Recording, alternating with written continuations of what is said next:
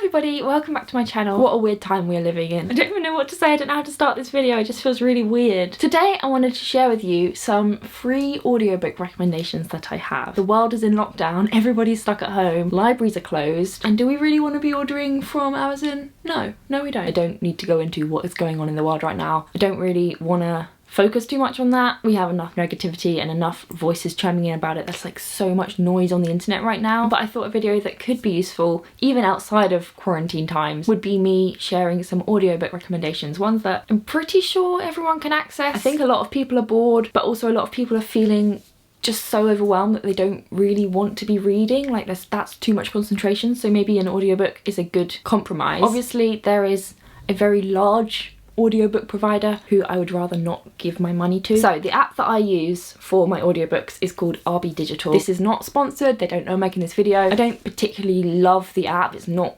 the most user-friendly, but it is free to use through your local library. It's got audiobooks, it's got ebooks, comics, magazine subscriptions. As I said, it's not the easiest thing to navigate. It is kind of difficult sometimes to find books that you like on there, but it's free, so you can't really complain. And that's kind of why I'm making this video. I thought I would share the ones that I have found on there that I really enjoyed, or ones that I know about that I would like to listen to. I'm pretty sure all libraries, at least in the UK, offer some kind of ebook and audiobook service. There are a few different apps that provide it and different libraries go with different ones, but from what I can see, most of them use Abbi Digital. If your library uses a different app, then I'm sorry, this video might not be the most helpful to you, but at least you know to look on your library's website and find out what online services they have, because I'm pretty sure they all have something. Right, I've got a list. Some of these, as I said, I haven't listened to yet, but they're like on my want list, or they are books that I've read physically, but that I've seen they're on there and I would recommend anyway. My first recommendation is the Jenny handbooks To All the Boys I Loved Before, that trilogy. I read the first one physical from the library, and then last week I finished listening to the second one, P.S. I Still Love You, and I'm going to listen to the third one soon. Once you find a book that you like, if you click on the author, it shows all of their books that are on there, and I find that really useful once I've found an author that I like. If you haven't heard of To All the Boys I Loved Before, it was a Netflix original movie. I think it came out last summer, and then the second film came out quite recently. It's about an Asian American girl called Lara Jean, and she's written these love letters to her crushes, but then somebody sends them out, and it follows the story of her trying to like deal with the situation of all these boys receiving these love letters out of the blue. So it's a nice teen, romantic, happy, just very warm and loving feeling book. Both the films as well. She does like loads of baking and I love her outfits. It just feels like getting a hug. So I'd really recommend those books. Matt Haig has a lot of books on there. He's got like a lot of children's books I know, but he also has some books about mental health. So maybe some of you will like those. I've listened to the one that is called Reasons to Stay Alive. I listened to that one. It's non-fiction. It's just kind of about mental health in general. And then there's another one called Notes on a Nervous Planet, which I haven't listened to yet because it's always checked out. Both of those are read by the author himself, which is really nice because it feels a lot more personal, especially when they're quite heavy topics. Also, I find with non-fiction sometimes I'm not that motivated to read it, but if I listen to it, it's just like listening to a podcast or something, and it's a lot easier for me to digest. While we're on the subject of non-fiction, there are two other non-fiction books that I haven't listened to yet, but I would like to. One of them is the Extinction Rebellion book, This Is Not a Drill. I think that came out like November, December time, and from what I remember, it's a collection of essays by various people all about climate change and the climate emergency, and I've heard really good things about it. I just haven't got around to listening to it yet. And the other non-fiction book, which I'm pretty sure everybody would like to read, is Becoming by Michelle Obama. I wonder if that's read by her, I don't actually know. My next recommendation is The Hate You Give by Angie Thomas. It's a story about a black girl, I think her name is Star, and she's a victim of police brutality and her friend is shot by a policeman in front of her. I'm sure you've heard all about this book. It was really massive on BookTube when it first came out, and I would really recommend it. There's a lot in there about race and police brutality and injustice, and it's definitely worth a read or a listen. Another one I really like to listen to is Daisy Jones and the Six by Taylor Jenkins Reid. I don't know much about it, I've just heard people on BookTube say really good things. I know it's about 1970s rock and roll band, but in terms of the actual story I have no clue, but hopefully I'll find out soon. Another one I listened to recently was The Bookish Life of Nina Hill by Abbi Waxman, which again is another one that I heard about through BookTube. I don't think people were like raving about this book, but every time I saw the cover I was like, that's a good cover. So I gave it a listen, and I'm not saying it's like a groundbreaking book in any way, it's just kind of nice, light, fluffy fiction. But in times like this, that's kind of what you're looking for a lot of the time. It's about a girl called Nina Hill who works in a bookshop and has cats, makes lists, has anxiety. It's marketed at a very specific type of person, even down to the cover. Like, it got me. Doesn't feel like there's loads of plot, but there is kind of two two plots. There's like a lovey plot and then there's also a long lost family plot. And I did enjoy it more than I thought I would. I wasn't fully convinced, apart from the cover, which got me, and like I said, the story just seemed kind of average, but I did really enjoy it.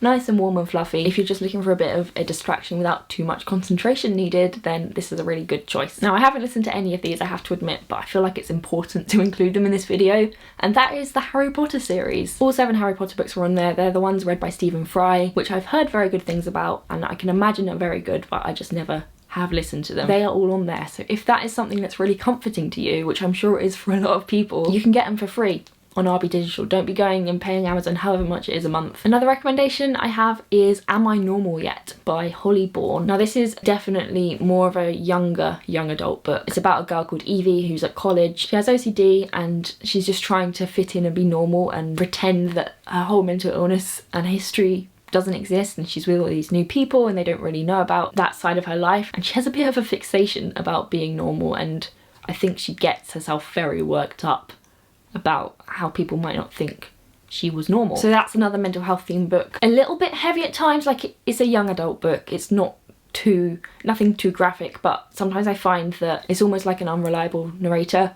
and sometimes I find that hearing her thoughts and the way she's thinking them obviously isn't the most healthy thinking pattern, and I sometimes find that difficult when I'm going through things myself. Does that make sense? That's the only Holly Bourne book that I've read so far, but I would definitely like to read more, and I think there are a couple more on the Abbi Digital app. The writing style is quite easy to read, so when the libraries do open again, maybe I will get a physical copy. Okay, we've got a couple more. So this is another series recommendation. I haven't listened to the audiobooks, I just have seen that they're on there and I've read the physical book. I just get them. So Cassandra Clare wrote the Shadowhunters books, Mortal Instruments series, and then these ones, which are the Infernal Devices series. By the looks of it, I've read 2 of the 3. They're massive books, as you can see. So the Shadowhunters books, it's about a girl called Clare. She thinks she's just a normal girl, and then she finds out that she is a shadow hunter, which is this cross between a human and an angel, and they have special powers and they defend the world from demons. These books are like the prequel series. So the original ones are set in New York, these are set in London from what I remember, and follow somebody else. I think her name's Tessa Gray. Yeah, Tessa Gray. For a moment I was like, wait, that's a 50 Shades of Grey character, but it's not. That's fine. I don't think I'm selling this very well. I don't remember them that well, but I just saw that they were on Abbi Digital, and they are such chunky books. So big. Look at that next to my face, that's huge. Physically, they're not the easiest to pick up and read, and also just like, they're just so long. So I thought maybe I will listen to them on the audiobook version and I would actually be able to get through them, because it's been so long I think I would have to start again. The camera just died, so apologies if that moves slightly. Right, so my final recommendation is My Sister the Serial Killer by Oyinkan Braithwaite. I follow a book account on Instagram called Monumentus, which is all about women in literature. We love that. They have a book club called the Crisis Club, and I think it was January's book that was this book, My Sister the Serial Killer, and that was one I knew I could get from Abbi Digital, so I joined in and I really enjoyed it. I especially enjoyed it in audio form because it's set in Nigeria and it's read by a Nigerian with a Nigerian accent, and I think if I'd read it myself, a lot of the pronunciations I wouldn't have got right. It just felt a lot more authentic and therefore like a lot more immersive. Yeah, I don't know whether I'd have picked up at least so soon if it hadn't been for Monumentus on Instagram. It's about these 2 sisters in Nigeria. They're quite well off, I think. From the outside, they look like they've got a very nice life. But one of the sisters is a serial killer. It's not a spoiler, quite clearly it's in the title. And the other sister is having to clean up all of her mess. Literally clean up all her mess, but also just like deal with hiding the fact that she keeps killing people. The people she keeps killing are all ex-boyfriends, and she seems to keep coming up with these reasons as to why she had to kill them. So there's a lot of themes running through the book, like domestic violence. There's a lot of stuff about like childhood violence, childhood abuse, obviously murder. And that all sounds very heavy, but it doesn't feel heavy in the book. I think it's done really well, where there's a good balance between a lot of dark humour but still addressing serious topics and not making light of them. I love a good murder book, I have to admit, so I was gonna like this book, but I really enjoyed it, and it's good because I think it pushes me to read more books by black authors and stories from perspectives that I wouldn't normally listen to. Normally I just stick to my typical young adult chick lit, maybe some LGBT stuff, but a lot of the stuff that I read is about people very similar to me. One of the things I really liked about this book was that even though it was about a serial killer, the focus of the book wasn't around the murders, it was more about the relationship between the 2 sisters and how far would you go to protect your own sister. And I like that the book was centered around the relationship between 2 women. I love books about female friendship and just like strong female relationships. So those are all my very specific recommendations. I know I said that was my last one, but I do have one more kind of general recommendation, which is classics. Obviously a lot of them are out of copy right now, so they're quite easy to get your hands on. So a lot of apps like this have them. So those are my recommendations for audiobooks on Abbi Digital.